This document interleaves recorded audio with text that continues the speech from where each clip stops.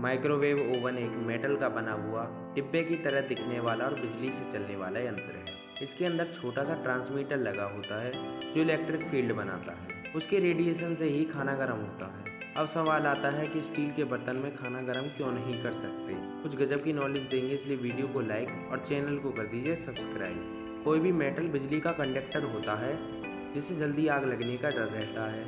चाहे वो aluminium foil हो या स्टील या कोई और मेटल, जल्दी गर्म होता है जिससे बर्तन और खाना दोनों को नुकसान होता है।